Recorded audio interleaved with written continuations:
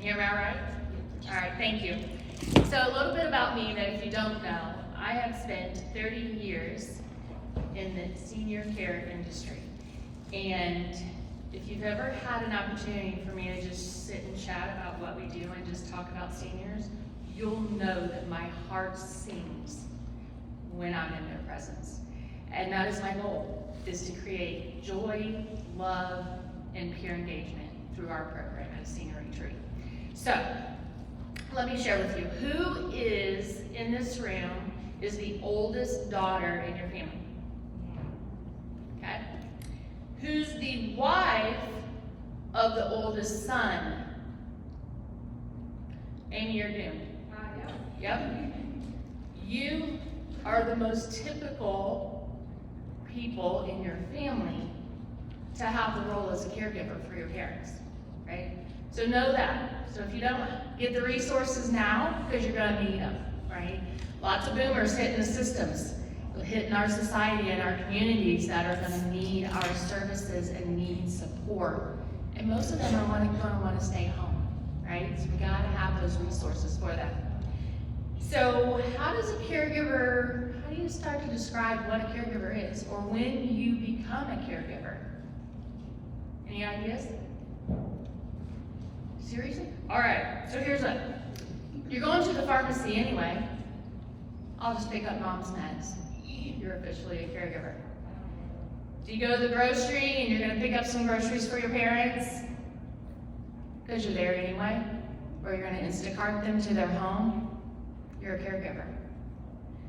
When you get to the home to put those groceries away, what do you find? Probably soiled food in the refrigerator they didn't eat last week, and also soiled food or outdated in the pantry. So now you just spent 45 minutes to an hour cleaning their fridge, getting rid of all of that, and cleaning their pantry out. You're a caregiver. Mom was always a great housekeeping, everything was tidy, and you go to visit, and it's not so much anymore. And you spend time cleaning her house, right? You get it picked up, get it back to where she would love it to be. She's not able to do those things anymore. You start going to doctor's appointments with your parent because they're not sharing everything with the doctor. Oh, I guarantee you that, right? They're not gonna tell them when they lost Belle. They're not gonna tell them that they're not eating properly. Everything's fine when they're sitting in the doctor's office. But you know better. So you start taking off work and going to those appointments. Because you have to take care of them, right? You have to let the doctor know what's going on. You're doing all these things, you're trying to manage your household. A lot of grandparents are raising their grandkids now. But those are young grandparents that also have aging parents. That is the same sandwich generation, right? Trying to figure out how to juggle all that because you're still working full time. So rather than keep two households going, you just move mom and dad in with you, right? You have a formal dining room that isn't being used. It's a great bedroom space for mom and dad.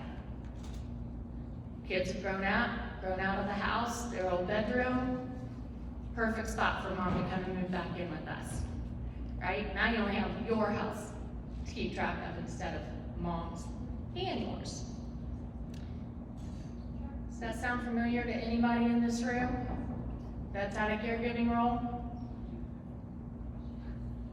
I know Christy's been through this, and I know there's more in this room that have as well.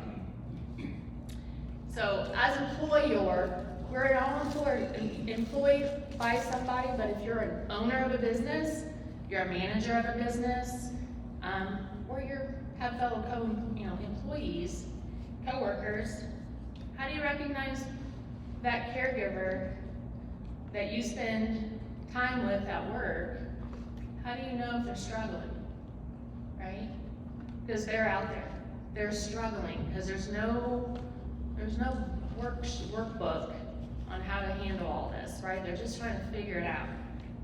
But as an employer, you need to be aware that if they're juggling all of that at home, and maintaining that for their children, grandchildren, themselves, and their parents, holy cow, right? They're not gonna be as productive for you as they once were, okay?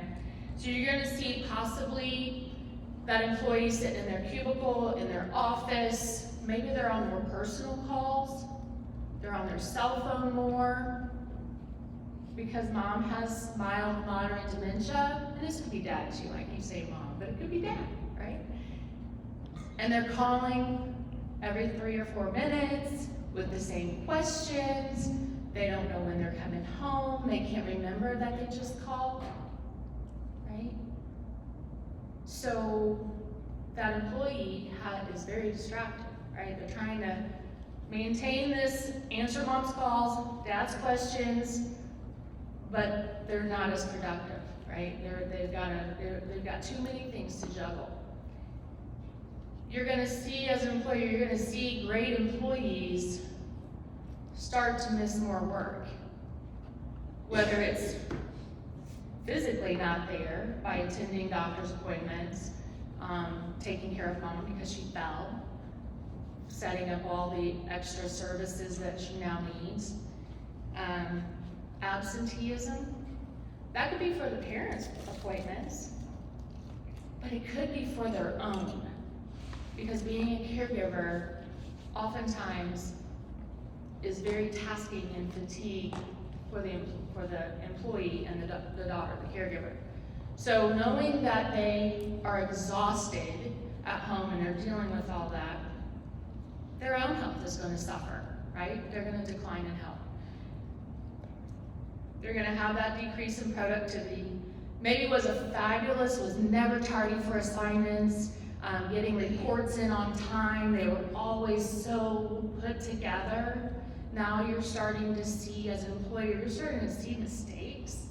What the heck? They don't make mistakes. What's going on with your employee that now is creating these situations? That lack of detail. So as employers, we need to make sure we have resources for our employees. One, good employees are doggone hard to find this time, right? So you want to keep the ones that already love your business, love their coworkers, and want to do a good job. But they need help. And because it's personal, all that's happening on the personal side, they may not come to you for help. You're their employer. If I tell my employer, I may not have a job, right? So as employers, we really need to have grace for our employees that are going through this. And if you don't have them now, you will, right? Caregivers what's my little paper yet? There's on each table. 65 million family caregivers. That's 29% of the US population, okay? That's a lot. And if you go through here, I am not gonna go through everything because I wanted to keep that as a resource, but many of I printed this out after the fact, I already had logged in. So resources in our community. As an employer, know who those resources are, right? So there are home health care, Miss Amber with Cornerstone Home Health Care, local, awesome, great results, great outcomes for physical therapy, occupational therapy, speech, nursing, all in the home. Okay, mom falls, there's a decline in her ability to, maybe her walk's unsteady, she's weaker, she's been to the hospital, she's come back with new meds. Call Amber. Get those services in the home, because as long as she's able to stay healthy and get her strength back, the likelihood is she'll be able to stay at home longer, right? And not have to go to nursing homes. Elder law. This county has more elder law attorneys than I really thought, based on. So you got Lisa Blackman, Roger Coffin over here across the street. Fantastic, been doing it forever. They're fabulous. You've got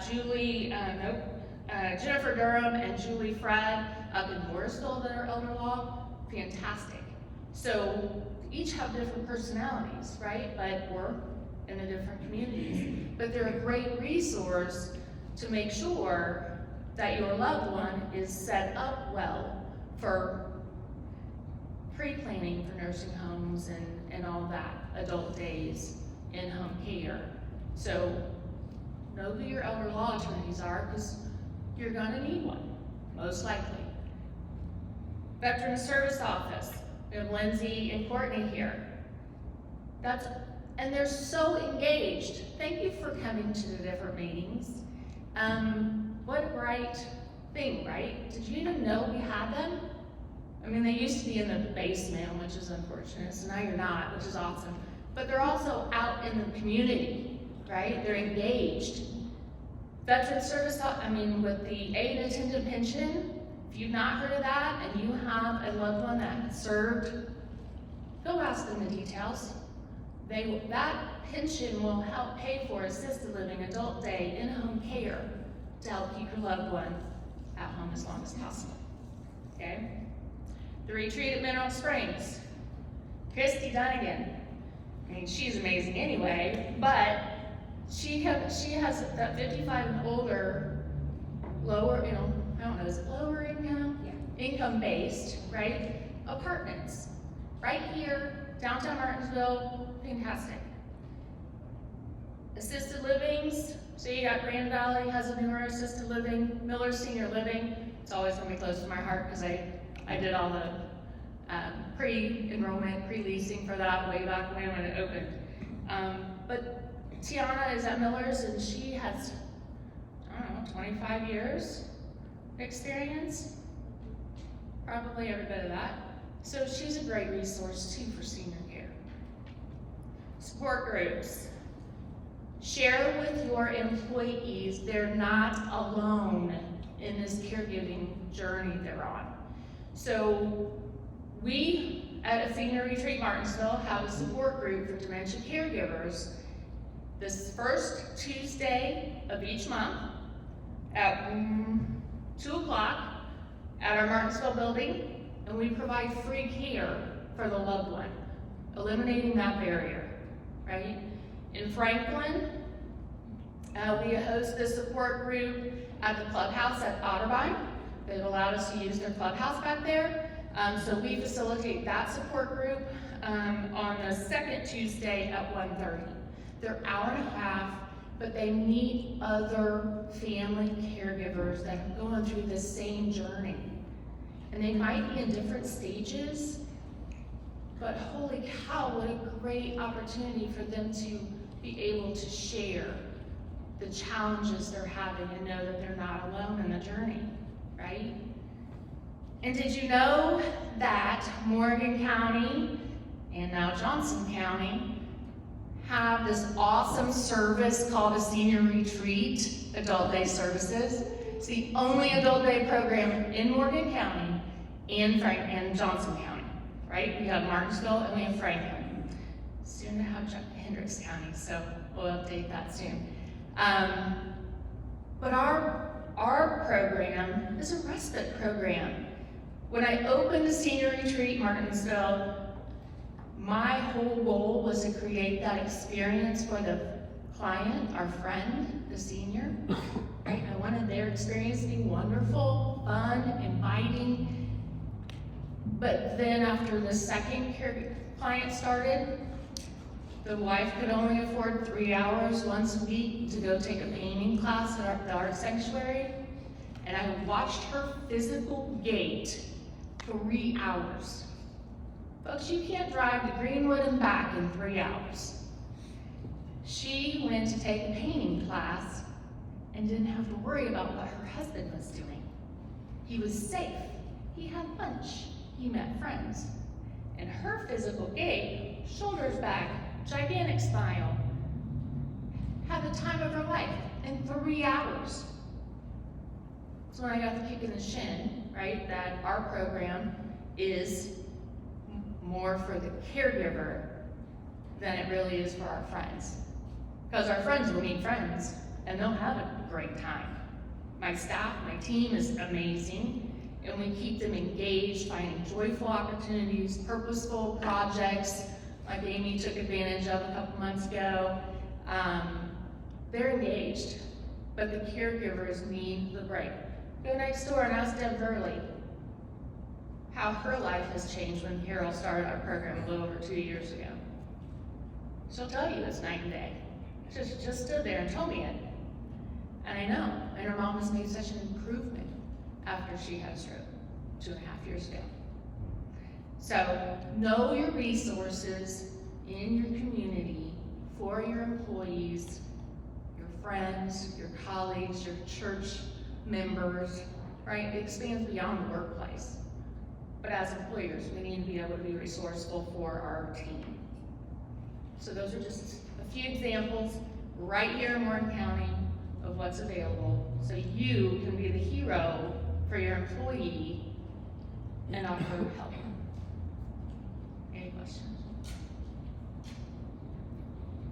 Okay, I'm done.